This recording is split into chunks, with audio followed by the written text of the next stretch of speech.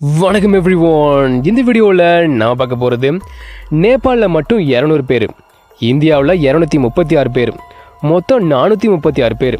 இதில் 100க்கும் அதிகமான பெண்கள் வேறு. இத்தனை பேர்த்த கொண்ட உலகத்தோட த மோஸ்ட் ப்ரூட்டர் கில்லர் தான் பார்க்க போகிறோம். அதுதான் சாம்பவா டைகர். ஒரு சாதாரண புலியாக இருந்த இது ஒரு மனிதனோட ஒரு சின்ன தப்பால் எப்படி மனிதர்களை கொள்கிற ஒரு அரக்கனாக மாறிச்சுங்கிறதையும், எப்படி இது முதல் தடவை மனித கறியை டேஸ்ட் பண்ணிச்சு, ஏன் இதை யாராலையுமே கொல்ல முடியலை, சாம்பவா டைகரை கொல்ல முன்வந்த சிம்கார்பட்டை பற்றியும் இந்த சாம்பவா டைகர் பார்ட் 1 வீடியோவில் பார்க்க போகிறோம். வாங்க வீடியோக்குள்ளே போகலாம். 20ஆம் நூற்றாண்டோட தொடக்கம். கிட்டத்தட்ட 1900க்கு முன்னாடி நடந்த ஒரு இன்சிடென்ட். என்னன்னா, மேற்கு நேபாளத்தில் காஞ்சன்பூர் மாவட்டத்தில் டெராய் அப்படிங்கிற இடத்துல ஒரு இளைஞன் வசிக்கிறான். அவனுக்கு நிறைய சம்பாதிக்கணும்னு ஆசை. ரொம்ப லக்ஸூரியாக சரக்கு, தம்மு, பெரிய வீடு, காரு அப்படின்னு செழிப்பாக இருக்கணும்னு ஆசை. ஸோ அதுக்கு என்ன பண்ணலாம்னு அவன் யோசிக்கிறான். இந்த ஸ்டெப் பை ஸ்டெப்பாக முன்னேறதில் அவனுக்கு பெருசாக இன்ட்ரெஸ்ட் இல்லை. ஓவர் நைட்டில் உபமாக்கணும், அதுக்கு என்ன வழின்னு யோசித்தான். அப்படி அவனுக்கு கிடைச்ச ஒரு ஐடியா தான் புலி வேட்டை. அந்த டைமில் புலியோட தோல், பல், அப்புறம் அதோட உடல் உறுப்புகளுக்கு மார்க்கெட்டில் நிறைய டிமாண்ட் இருந்தது. ஸோ அவன் ஒரு புலியை வேட்டையாட ரெடியாகிறான். ஒரு பழைய துப்பாக்கி ஒன்று எடுத்துக்கிட்டு புலியை பற்றி நல்லா தெரிஞ்ச ஒரு ஆளை கூட்டிக்கிட்டு அது கூட ஒரு ஆட்டையும் கூட்டிக்கிட்டு போகிறான். காட்டுக்குள்ளே போன அவங்க புலி ரீசெண்டாக நடந்து போன காலடி தடத்தை கண்டுபிடிச்சி தான் கூட்டிகிட்டு வந்த ஆட்டை அந்த இடத்துல கட்டுறாங்க. ஆட்டை அடித்து சாப்பிட புலி கண்டிப்பாக வரும் அப்படின்ட்டு ஒரு மறைவான இடத்துல பொறுமையாக வெயிட் பண்ணுறாங்க. டைம் ஓடுது ஓடுது ஓடுது, புலியும் வரல, ஆடும் பிரியாணி ஆக்கலை. அந்த ஆடே புலி என்னை வந்து கொண்டுட்டு போன்னு சொல்கிற அளவுக்கு ரொம்ப நேரமாக புலி வரவே இல்லை. சூரியன் மறைய போகுது, வெளிச்சம் மங்கலாகிட்டே போனது. திடீர்னு ஆடு பயங்கரமாக சத்தம் போட்டுது. என்னன்னு பார்த்தா புலி ஆட்டோட தலையை துண்டாக்கிடுச்சு. அதை சாப்பிட்டுட்டு இருந்தது. புலியை வேட்டையாட போனவன் புலியை பார்த்த ஷாக்கில் அப்படியே உறைஞ்சி போய் நின்றுட்டு இருந்தான். அவனுக்கு என்ன பண்ணுறதுனே தெரியல. கையும் ஓடலை, காலும் ஓடலை. சும்மாவா, புலியோட அவ்வளோ பெரிய உருவத்தை ஃபஸ்ட் டைம் பார்த்தா யாருக்கு தான் அள்ளு விடாமல் இருக்கும். அப்புறம் யோசிச்சு பார்த்தான், ஆடும் நம்மளை விட்டு போச்சு, புலியும் நம்மளை விட்டு போச்சுன்னா வீட்டுக்கு போனால் விளக்காமத்த அடிதான்னு அவனுக்கு நல்லா தெரிஞ்சுது. அதனால் அவன் தன்னோட பயத்தெல்லாம் ஒதுக்கி வச்சுட்டு தன்னோட துப்பாக்கியை ரெடி பண்ணான். ஆனால் அவனுக்கு இன்னொரு ஆச்சரியம் காத்திருந்தது. என்னென்னா, அந்த பெரிய புலியை ஃபாலோ பண்ணி 2 குட்டிகளும் இறைச்சி சாப்பிட வந்திருந்தது. அந்த பெரிய புலி பெண் புலியாகவும் அது ஒரு தாயாகவும் இருந்தது. அடிச்சித்ரா சாக்பாட்னு ஒரே கல்லில் 3 மாங்கான்ட்டு தன்னோட துப்பாக்கியை தூக்கி சுட தயாரானான். இவனோட சின்ன சின்ன சத்தங்கள் புலிக்கு கேட்காம இல்லை. புலி அலர்ட் ஆக்கி சுற்றி முற்றி பார்த்துது. இதான் சான்ஸ்னு புலியை ஒரே ஷாட்டில் சுட்டுட்டான். அந்த புலியும் கீழே விழுந்துடுச்சு. இவனுக்கு ஒரே சந்தோஷம், போடு புலியவே கொண்டாச்சு, இனிமேல் வாங்கின கடனெல்லாம் அடைச்சிடலாம், நல்லா செழிப்பாக வாழலான்னு நினச்சான். ஆனால் அவனோட நினைப்பு பொய்யாகிடுச்சு. புலி மறுபடியும் எழுந்துடுச்சு. அவனுக்கு ஒரே ஆச்சரியம், என்னதான் நடக்குதுன்னு ஒன்றுமே புரியல. கடைசியில் பார்த்தா புலியோட தாடையில் சுட்டிருக்கான். அதோட 2 பல்லு உடஞ்சதான் மிச்சம். உடஞ்ச பல்லுலேருந்து வந்த அதோட ரசத்தையே அது குடிச்சிக்கிட்டு வழியில் கத்திக்கிட்டு தன்னோட குட்டிகளை கூட்டிக்கிட்டு காட்டுக்குள்ளே அந்த புலி ஓடுனுது. இருட்டானதால் இனிமேல் நம்மளால் அந்த புலியை ஃபாலோ பண்ணி அதை கொல்ல முடியாது. அப்படியே போனாலும் அந்த புலி இருக்கிற டென்ஷனில் நம்மளை கொண்டுடுன்னு இவனுக்கு நல்லா தெரிஞ்சுது. ஸோ அந்த லேஞ்சன் திரும்பி மறுபடியும் தன்னோட வில்லேஜுக்கே வந்துட்டான். வேட்டையாட தெரியாமல் ஒரு பேராசையில் புலியை கொல்றன்ட்டு அதோட பல்லை உடைச்சி அவன் பண்ண ஒரு சின்ன தப்பு ஃப்யூச்சரில் கிட்டத்தட்ட 400க்கும் அதிகமான மக்களை பழி வாங்கினது. அத்தனை பேர்த்தோட உயிர் போனதுக்கு அவனும் ஒரு காரணம். ஒரு சாதாரண புலியை அரக்கனாக மாற்றி விட்டுட்டான். அந்த அரக்கன் தான் ஃப்யூச்சரில் சாம்பவா டைகர்னு அழைக்கப்பட்டது. வாயில் புல்லட்டை வாங்கின அந்த புலி அதுக்கப்புறம் பல கஷ்டங்களை அனுபவிச்சுது. நேபாளத்தோட தாழ்நில காடுகளில் இருந்த அந்த புலி தாடையில் இருந்த காயத்தாலையும் உடஞ்சி போன அதோட 2 பற்களாலையும் பசியும் பட்டினியுமா கடந்தது. காரணம் என்னன்னா, அதோட கோரை பற்கள் உடஞ்சி போனதால் எல்லா புலிகள் மாதிரியே சாதாரணமாக அதால் இருக்க முடியலை. புலி வேட்டையாடுற எந்த இறைவிலங்கையும் அதால் வேட்டையாட முடியலை. அப்படியே வேட்டையாடினாலும் அதை சாப்பிட முடியலை. காரணம் என்னென்னா, ஒரு புலி இறையை வேட்டையாடுறதுக்கும் அதை கொல்றதுக்கும் சாப்பிட்றதுக்கும் நீளமான கோரை பற்கள் தான் முக்கியமாக தேவை. அதுவே இல்லாதால் இது ஒரு அசாதாரணமான புலியாகவும் ஒரு அரக்கனாகவும் மாறிச்சு. வேட்டையாடுறதுக்கும் கொல்றதுக்கும் சாப்பிட்றதுக்கும் மனிதர்கள் ஒரு நல்ல இலக்காக இருந்ததால் இது மனிதர்களை சாப்பிட ஆரம்பிச்சுது. ஒரு மேன் ஈட்டர் டைகராக மாறிச்சு. எதேச்சியாக ஃபஸ்ட் டைம் இது ஒரு மனிதனை கொல்ல, வேட்டையாடுறதுக்கும் சாப்பிட்றதுக்கும் மனிதர்கள் ஒரு சரியான இலக்காக இருக்குங்கிறத இது தெரிஞ்சுக்குது.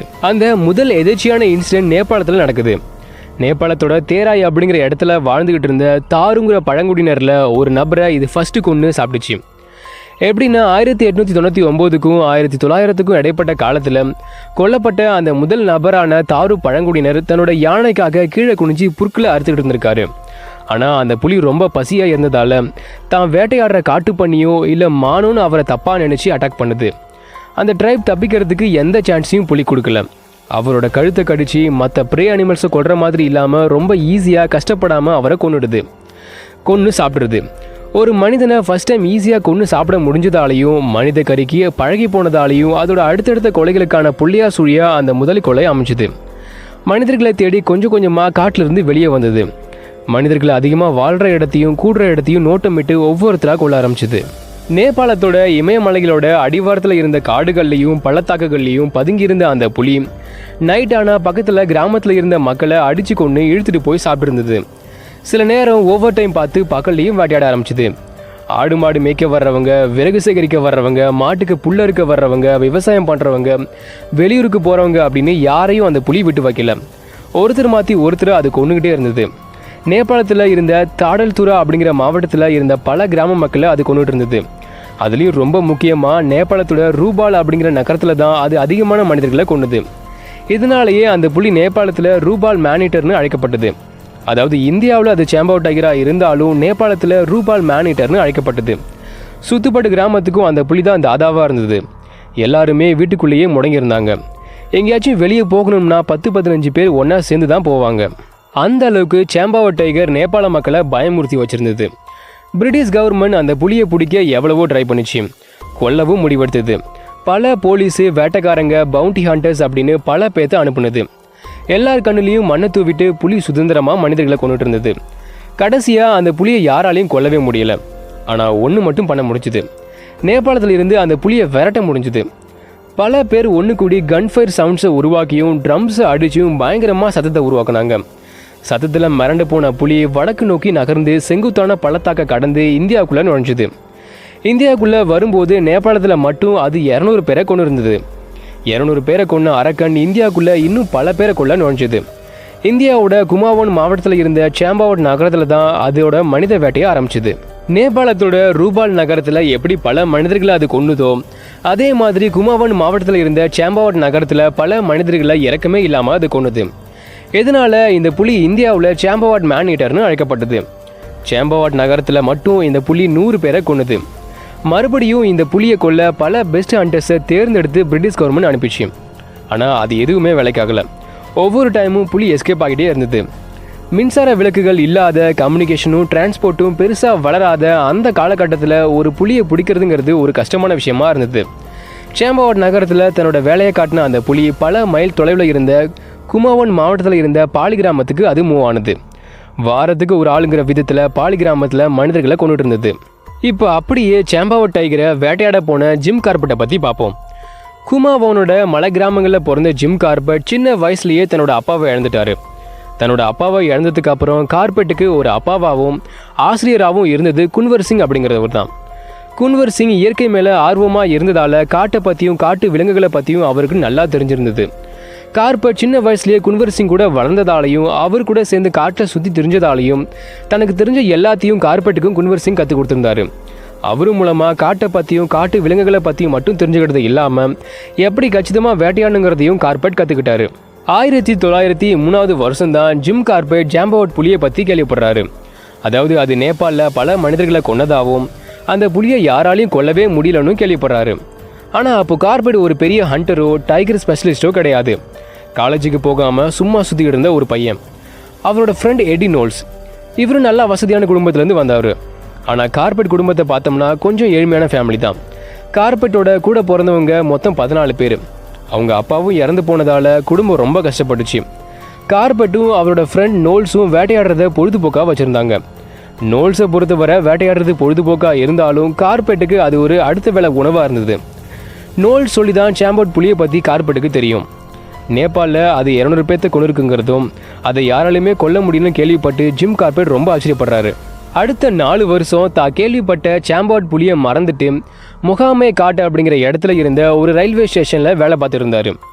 ரயில்வே ஸ்டேஷனில் வேலை பார்த்த அந்த 4 வருஷத்தில் கார்பெட் பிறந்த மாவட்டமான குமாவோனில் நுழைஞ்ச சாம்பவட் டைகர் சாம்பவட் நகரத்துலையும் பாலி கிராமத்துலையும் பல பேர்த்த கொண்டுட்டு இருந்தது.